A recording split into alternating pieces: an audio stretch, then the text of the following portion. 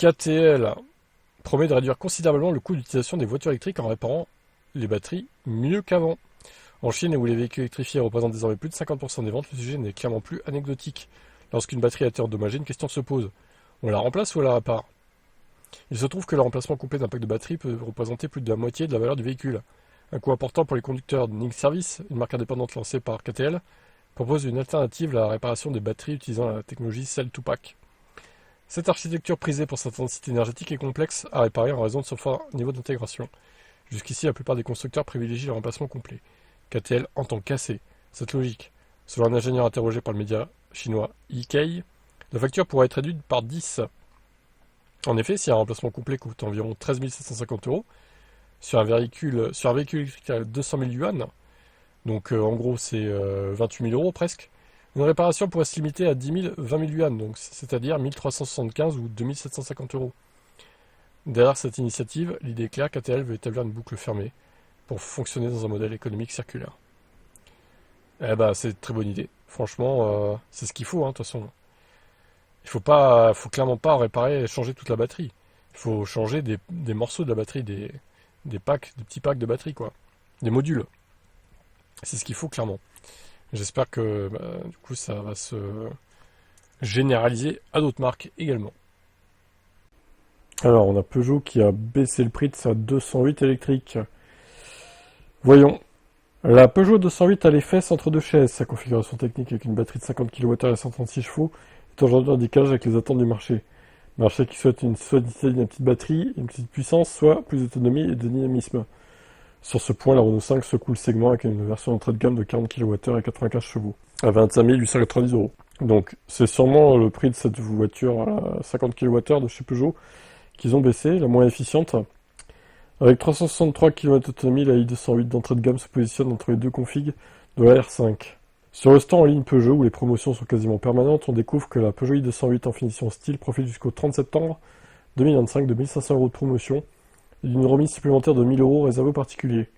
Le prix tombe ainsi à 26 500 euros, ce qui demeure encore très élevé pour un nombre de clients.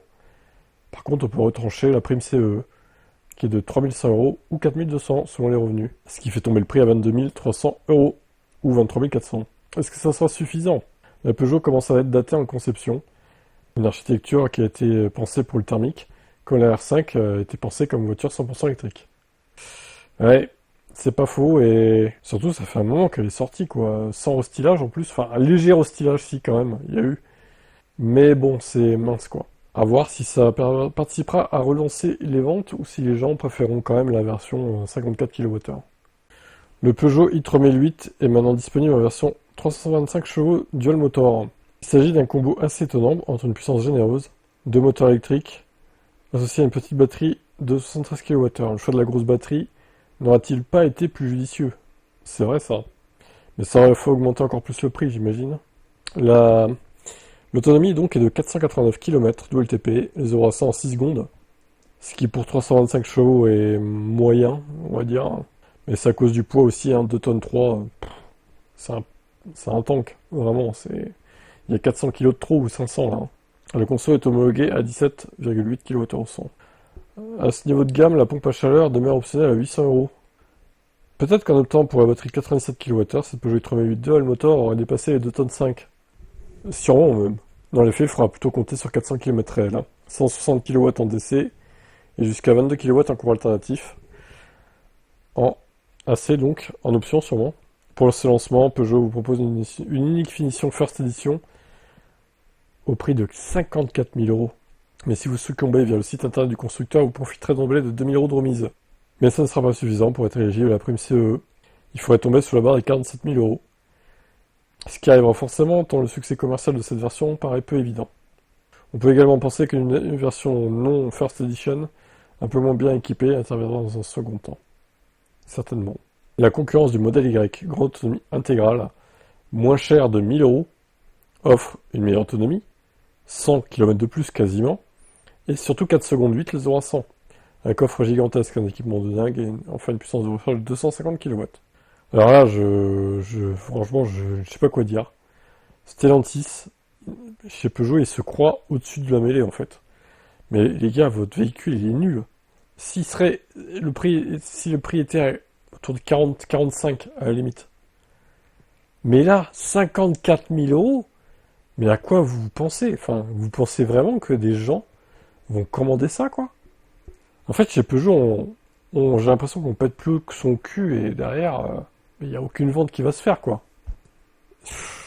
Voilà, c'est aberrant.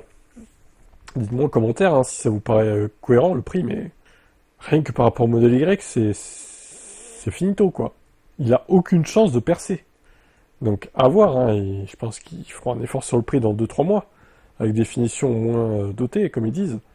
Mais quand même, là, enfin, la First Edition, ça va être vendu à quoi? 100 exemplaires à peine. Je suis sûr, hein. Alors il y a des gens qui disent, c'est du faux, c'est du fake, c'est une vidéo IA. Mais on marche sur la tête. Vous êtes vraiment des demeurés, en fait. Tous les sites d'actualité automobile, même les plus anti-VE comme Automobile Magazine, ont repris cette info. Est-ce que vous croyez vraiment que l'Automobile Magazine, qui est plutôt pro-thermique anti-VE, reprendrait une fausse info qui va dans le sens des VE et plutôt pas dans le sens des thermiques? Vous êtes stupide. Vous êtes une stupidité crasse, c'est incroyable. France Info, France 3 régions, ouais aussi, voilà. Qu'est-ce qui vous fait dire que c'est une IA en fait? Que c'est des vidéos d'IA? Enfin, au bout d'un moment, je veux bien qu'il y ait beaucoup de vidéos d'IA qui tournent, mais là, ça se voit que c'est vrai quand même, merde. Essayez d'ouvrir les yeux, quoi. On parle d'artefacts dans la vidéo, je sais pas quoi, mais... Non mais vraiment, hein. Vous êtes vraiment de mauvaise foi. Vraiment. Il y a des bonnes poubelles hein, aussi. Hein.